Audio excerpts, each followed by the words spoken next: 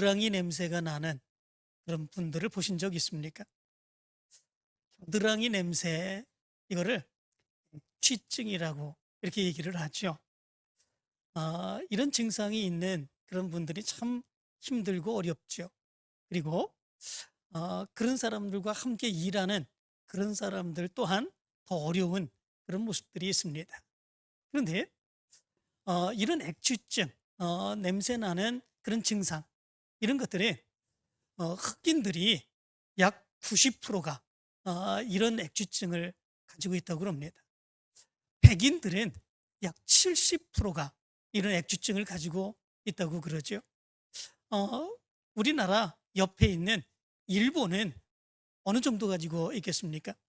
약 10% 정도가 일본 사람들도 액취증을 가지고 있다고 그럽니다.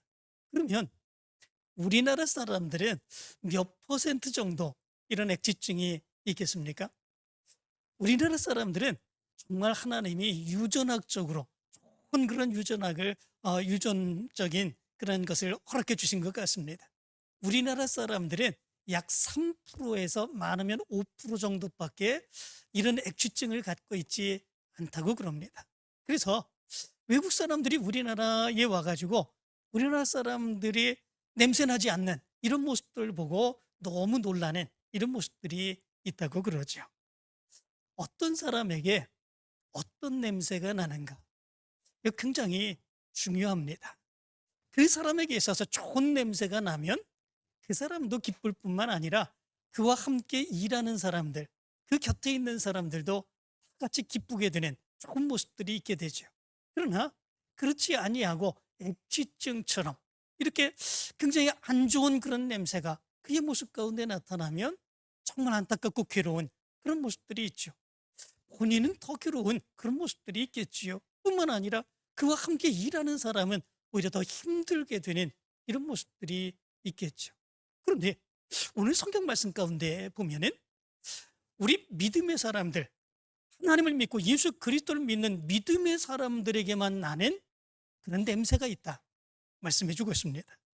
그 냄새가 무엇이겠습니까? 오늘 15절 말씀 가운데 보면 이렇게 말합니다. 우리는 구원받는 자들에게나 망하는 자들에게나 하나님 앞에서 그리스도의 향기니, 이렇게 말씀해 주고 있습니다. 우리 예수 그리스도를 믿는 사람들은 그리스도의 향기가 난다, 이렇게 말씀해 주고 있죠. 그런데 이 향기라고 하는 말은 어떤 말이겠습니까? 향수를 뿌려서 나는 그런 냄새, 그게 아닙니다. 또 몸에서 나는 냄새, 그런 냄새가 아니죠. 이 향기라고 하는 말의 원어를 보니까 유오디아, 이렇게 되어 있습니다. 이 유오디아라고 하는 말은 그냥 좋은 향기를 의미하고 있는 것이 아니라 하나님 앞에 드려지는 희생 제물을 의미해 주고 있는 그런 말입니다. 다시 말하면 이스라엘 백성들은 하나님 앞에 나갈 때에 제사를 드렸습니다. 그 제사에는 반드시 제물이 있었지요. 번제를 드립니다. 화목제를 드립니다. 속죄 제물을 드립니다. 그때에 하나님 앞에 그 제물을 태워 드릴 때에 그 제물이 칼 때에 나게 되는 연기, 그리고 하늘로 올라가는 그 냄새, 이것이 바로 여기에서 이야기하는 향기, 곧 유오디아다라고 하는 것입니다. 그래서 오늘 성경 말씀 가운데 보면 하나님 앞에서 그리스도의 향기, 이렇게 말씀해 주고 있습니다. 하나님 앞에서, 하나님 앞에 드려지는 제물로서의 향기, 태워질 때에 하늘로 그 연기가 올라가게 됩니다. 그리고 그 드려지는 사람의 마음과 믿음을 보시며 하나님께서는 그 제물이 태워지는 그 모습을 보시며 하나님이 흥명하시는 그런 모습들이 있다는 것이죠. 이것이 우리 그리스도인들에게만 나타나는 향기다, 냄새다, 이렇게 말씀해 주고 있습니다. 그렇다면 이런 향기는 우리의 모습에서 어떻게 하면 날 수 있을까? 구약 성경 때에는 자기가 자기의 죄를 인정하고 그리고 하나님 앞에 헌신하기를 원하며 또 감사하며 하나님 앞에 제물을 드릴 때 바로 그 제물이 타는 향기가 하나님 앞으로 올라가게 되는 그런 모습들이 있었습니다. 그렇다면 지금 우리 여기서 예수 그리스도를 믿고 하나님을 믿는 우리의 모습에서 이런 향기를 드러낼 수 있으려면 어떻게 해야 되겠습니까? 우리도 마찬가지로 그런 재물을 가져다가 태워야, 연기가 하늘로 올라가야 바로 우리가 향기가 될 수 있는 것입니까? 그렇지 않습니다. 오늘 성경 말씀 가운데 보면 우리가 그리스도의 향기가 될 수 있는 것, 어떻게 하면 그리스도의 향기가 나타날 수 있을까? 그거에 대해서 말씀해 주고 있습니다. 먼저는 2장 14절에 보면 이렇게 말합니다. 항상 우리를 그리스도 안에서 이기게 하시고 우리로 말미암아 각처에서 그리스도를 아는 냄새를 나타내시는 하나님께 감사하노라, 이렇게 말합니다. 여기 말씀 가운데 보면 우리가 그리스도 안에서 이김으로 우리의 모습에서 그리스도의 향기가 나타날 수 있다 말씀해 주고 있습니다. 여기 말씀 가운데 보면 이기게 하시고 이렇게 말합니다. 이 말은 드리만비오라고 하는 말인데, 이 말은 승리하다라고 하는 의미를 가지고 있습니다. 승리하는 그 모습으로 하나님께서 우리에게 주시는 향기가 드러나게 된다라고 하는 것입니다. 그런데 이 승리는 세상적인 승리가 아니죠. 세상적인 방법으로의 승리가 아니죠. 세상적인 사람들처럼 살아갈 때 나타나는 그런 승리의 모습이 아니죠. 그렇다면 거기에는 세상적인 향기가 날 수밖에 없습니다. 그러면 어떻게 하면 이 향기가 날 수 있는 것이겠습니까? 승리해야 됩니다. 예수 그리스도와 함께 승리할 수 있어야 되는 거죠. 그 승리하기 위해서 어떻게 해야 되겠습니까? 예수와 함께하는 삶을 살아갈 수 있어야 된다라고 하는 것입니다. 예수와 언제나 함께해야 됩니다. 예수님이 함께 하시는 것, 예수님을 의지하고 예수님을 믿고 하나님과 함께 더불어 항상 함께하는 그런 모습들이 있게 된다면, 어떤 어려움과 힘든 것, 그런 모습들이 있다고 할지라도 언제나 예수님을 떠나지 아니하고 예수님을 붙들며 믿음 안에서 살아가는 그 삶의 모습이 있을 때 우리의 모습에서 그 향기가 드러나게 된다라고 하는 것입니다. 페르시아의 우화 가운데 보면 이런 이야기가 있습니다. 어떤 나그네가 길을 가다가 한 진흙을 발견하게 됩니다. 그런데 그 진흙은 참 이상한 진흙이었습니다. 그 진흙을 손에 붙들고 냄새를 맡아보았는데 그 어디에서도 날 수 없는 그런 아주 신기하고 좋은 향기가 나는 것이었습니다. 원래 흙은 냄새가 나지 않지 않습니까? 그런데 그 흙을 보는데 그 흙이 냄새가 그렇게 아름답고 좋습니다. 그 흙을 하나 집어가지고 그 진흙에게 물어봅니다. 너에게서는 어떻게 이렇게 고상하고 그렇게 향기로운 이런 향기가 날 수 있냐? 그렇게 진흙에게 물어봅니다. 그러자 그 진흙이 이렇게 대답을 하지요. 그건 말이지요, 내가 지금까지 아주 예쁘고 기품 있고 향기 가득한 장미꽃과 함께 있었기 때문입니다. 이렇게 얘기를 합니다. 자기 스스로 진흙이 향기를 내는 것이 아니라 향기롭고 아름답고 그리고 기품이 있는 그런 장미꽃과 그가 항상 같이 있었기 때문에 바로 그 진흙에서 그런 향기가, 좋은 향기가 날 수 있었다라고 하는 겁니다. 마찬가지죠. 우리들도 믿음 안에서 승리하는 것, 그것은 무엇입니까? 예수와 함께하는 것입니다. 어려운 가운데서, 힘든 가운데서도, 곤란한 가운데서도, 내가 내 뜻대로 뛰어지지 않는 그런 상황 가운데서도, 그럼에도 불구하고 예수 그리스도와 함께하고 예수 그리스도를 의지하고 믿음으로 예수 그리스도를 붙들며 믿음으로 살아가는 그 삶의 모습 가운데에 바로 우리의 모습에서 예수 그리스도의 향기가 배어서 나오게 되는 이런 모습들이 있게 된다라고 하는 겁니다. 여러분들에게 이런 향기가 나타나게 되길 간절히 축원합니다. 예수 그리스도와 언제나 함께 하시기를 원합니다. 동행하시기를 원합니다. 함께 붙드시기를 원합니다. 그래서 예수에게서 나는 그 향기가 여러분들을 통해서도 드러나게 되길 간절히 축원합니다. 뿐만 아니라 항상 그리스도 안에서 승리한다고 하는 것은 예수 그리스도께서 사셨던 그 삶을 따라 산다고 하는 의미를 가지고 있습니다. 예수 그리스도께서는 믿음으로 사셨습니다. 은혜로 사셨습니다. 그리고 이 세상의 죄악과 싸움으로 인하여 승리하시는 그 모습이 있었습니다. 안타깝고 괴로운 가운데서도 끊임없이 기도하시며 살았고, 자기를 저주하는 그런 사람들조차도 예수님께서는 십자가의 피를 흘리시며 저들을 용서해 주시는 그 삶을 살았습니다. 마찬가지입니다.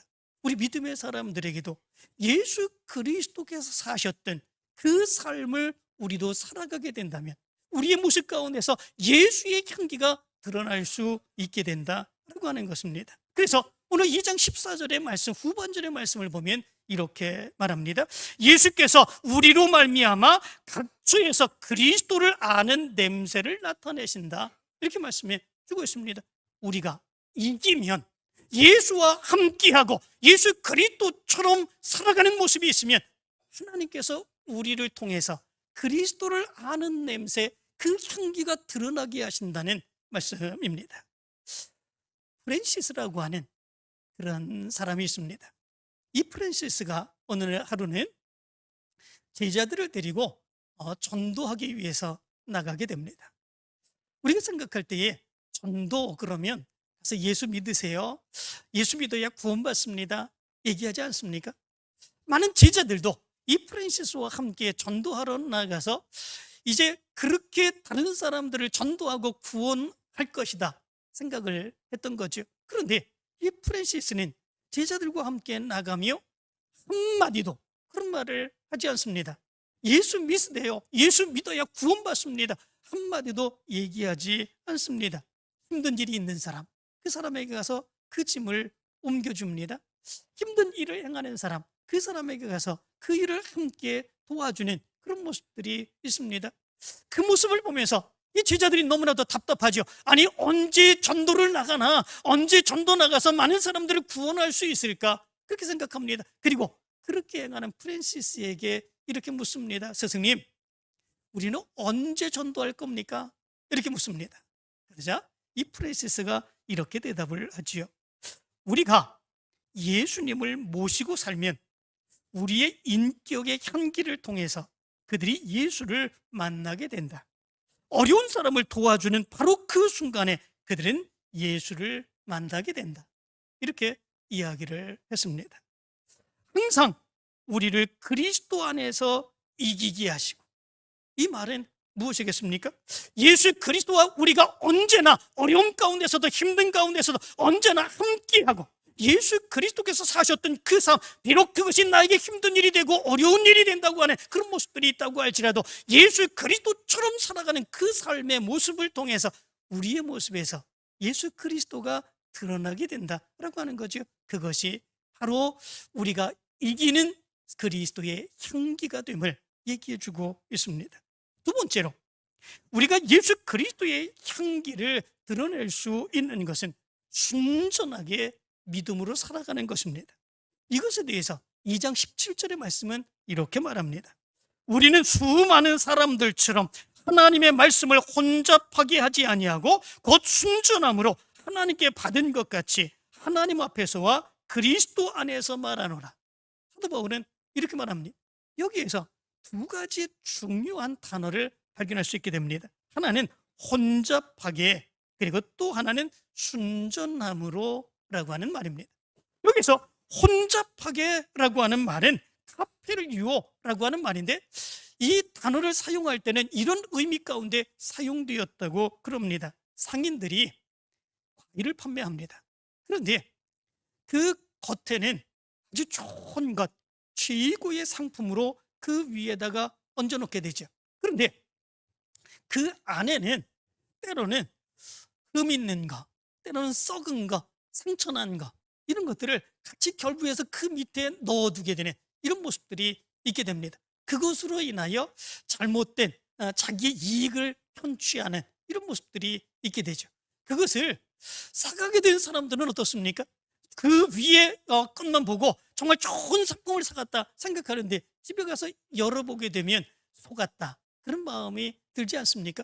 바로 그것을 이야기할 때에 혼잡하게 카페르유오라고 하는 단어를 사용했다고 그럽니다. 또한 이것은 상인들이 포도주를 판매합니다. 그런데 진짜 원료를 가지고 포도주를 만든 그 포도주에 더 많은 과도한 그런 이익을 보기 위해서 물을 잔뜩 부게 되고, 그래서 희석하여서 이렇게 포도주를 판매할 때 바로 그런 말을 이야기할 때에 혼잡하게 가펠류오라고 하는 단어를 사용했다고 그럽니다. 다시 말하면 여기서 말씀 가운데 보면 하나님의 말씀을 가지고 하나님의 뜻을 이루기 위하여 믿음으로 살아가게 되는데, 그런데 하나님의 영광을 위하여 하나님의 뜻을 위하여 그 말씀을 선포하고 믿음으로 살아가게 되는 그런 모습들이 아니라 하나님의 말씀이 자기에게 이익의 도구가 되고 자기를 과시하고 자기의 영광을 드러내기 위하여 하나님의 말씀을 이용하는 것, 이런 것들을 여기에서 이야기해 주고 있는 것을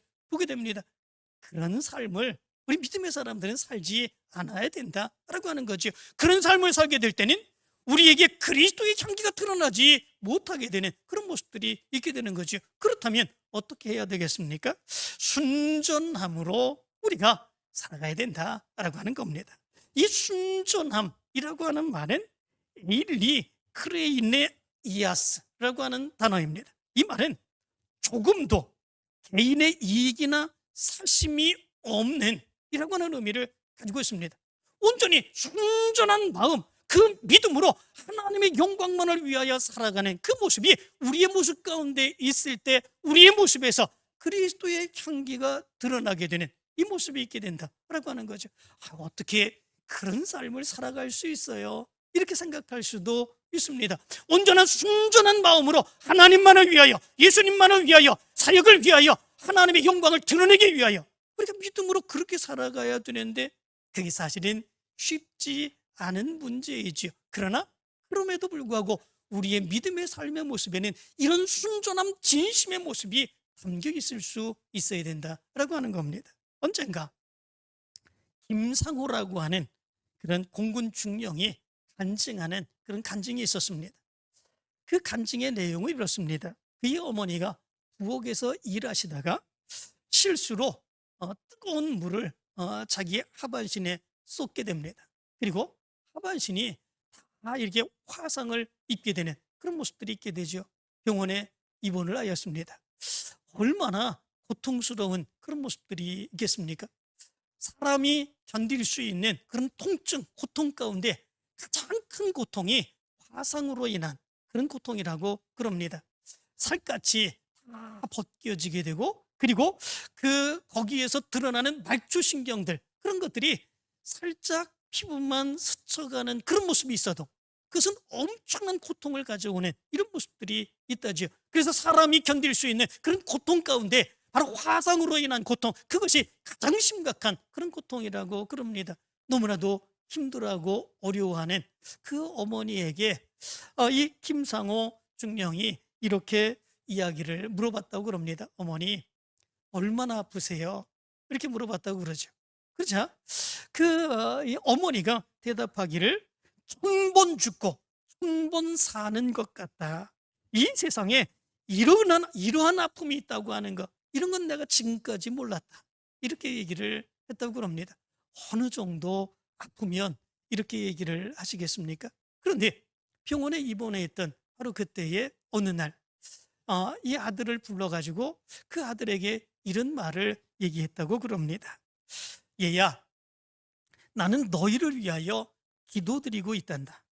너희의 아픔을 모두 내게 달라고, 너희들의 고통을 다 내가 짊어지고 갔으면 좋겠다고. 그래서 너희들에게는 내가 당했던, 내가 힘들게 살았던 그 모든 고통들은 하나도 살지 않게 해달라고, 내가 날마다 너희들을 위해서 이렇게 기도하고 있단다. 이렇게 얘기를 했다고 그럽니다. 그리고 얼마 뒤에 그 어머님은 돌아가셨다고 그러죠. 그런데 여기서 우리가 생각해 볼 수 있는 것, 그것이 있습니다. 그것은 뭐냐면 그 어머니가 그 자식에게 이야기했던 그 이야기가 정말 거짓이겠습니까? 그 아들이 들으라고 그냥 하는 그런 이야기겠습니까? 사실은 그렇지 아니하죠. 그때의 그 어머니가 이야기했던 그 이야기는 진심이고 순전한 마음 아니겠습니까? 정말로 자기의 자녀들이 그 모든 당하는 모든 것들 자기가 다 짊어지고 자기가 다 안고 갔으면 좋겠다. 그래서 내 자식들은 이 세상에서 고생하지 아니하고 정말 잘 살았으면 좋겠다. 행복하게 살았으면 좋겠다. 그런 마음을 가지고 있는 것, 그것은 부모된 마음이라면 누구나가 다 같이 가지고 있는 그런 마음 아니겠습니까? 이런 마음은 진심입니다. 이런 마음은 순전함이죠. 그런데 우리가 부모로서 그 자녀에게 가지고 있는 그 순전함의 모습, 그 모습은 우리가 예수님을 향해서도 가질 수 있어야 되는 거 아니겠습니까? 예수님은 나를 위해서 죽으셨습니다. 예수님은 나를 위해서 희생하셨습니다. 예수님은 나를 사랑하고 계십니다. 바로 그런 예수 그리스도를 위하여 내가 전심으로 하나님의 영광만을 위하여 살아가기를 원합니다. 내가 하나님의 영광을 위하여 일할 때 하나님의 영광이 드러나고 하나님의 깊은 역사가 나를 통해서 드러나기를 원합니다. 이것이 어찌 거짓이 될 수 있겠습니까? 이런 순전함의 마음, 이 모습이 우리의 모습 가운데 나타날 수 있어야 되는 거죠. 이 모습이 나타날 때 바로 예수 그리스도의 향기가 우리의 모습을 통해서 드러난다고 말씀해 주고 있는 것을 보게 됩니다. 여러분들의 믿음의 모습에 이런 순전함의 모습을 담기를 간절히 축원합니다. 그 모습을 보면서 세상의 사람들이 그리스도의 향기를 맡게 되는 귀한 역사가 있게 되길 간절히 축원합니다. 그런데 여기 말씀 가운데 보면 그리스도인들에게만 나타나는 냄새, 그리스도의 향기, 여기에는 이중적인 의미가 있다, 이렇게 말씀해 주고 있습니다. 그래서 16절의 말씀 가운데 보면 이렇게 말합니다. 이 사람에게는 사망으로부터 사망에 이르는 냄새요, 저 사람에게는 생명으로부터 생명에 이르는 냄새라, 이렇게 얘기를 해주고 있습니다. 똑같은 냄새가 납니다. 그런데 어떤 사람에게는 생명에 이르는 냄새가 되고 어떤 사람에게는 사망에 이르는 냄새가 된다, 이렇게 얘기를 해주고 있습니다. 어떻게 그렇게 될 수 있을까라고 하는 거죠. 이거는 이 로마의 시대 때에 로마 장군이 전쟁에 나가서 승리했을 때의 개선식을 생각해 보면 분명하게 알 수 있게 됩니다. 로마는 전쟁을 많이 했지요. 그 정복 전쟁입니다. 그래서 이 전쟁에 나가서 크게 승리하는 장군들에게 개선식을 베풀어 주었다고 그럽니다. 그 군인에게 있어서 최고의 영예이죠.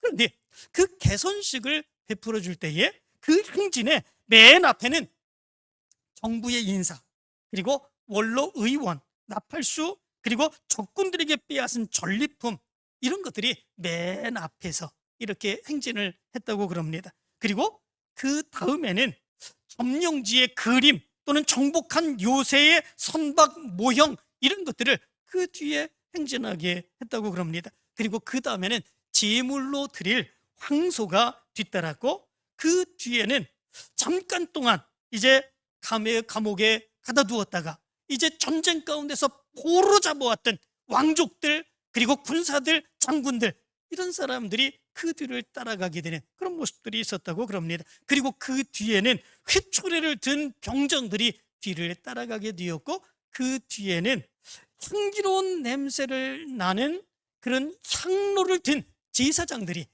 향로를 피우면서 그 냄새를 피우면서 그 뒤를 따라가게 되었다고 그럽니다. 그리고 그 뒤에 따라간 것은 개선 장군입니다. 승리를 한 장군이 그 뒤를 따라가게 되었고 그 뒤에는 승리했던 장군과 함께 승리했던 병사들이 따라가면서 큰 환호성을 짓는 그런 모습들이 있었다고 그럽니다. 이것이 로마 시대 때에 개선식을 해주었던 그 장군들에게 해주었던 그런 개선 행렬이었다고 그럽니다. 그런데 가만히 생각을 해보시기를 바랍니다. 그때에 제사장들이 향로에 향기를 넣고 그리고 향기를 피우면서 이렇게 행진을 하게 됩니다. 그때에 그 향기를 맡는 사람마다 그 향기가 다르게 느껴지는 그런 모습들이 있겠지요.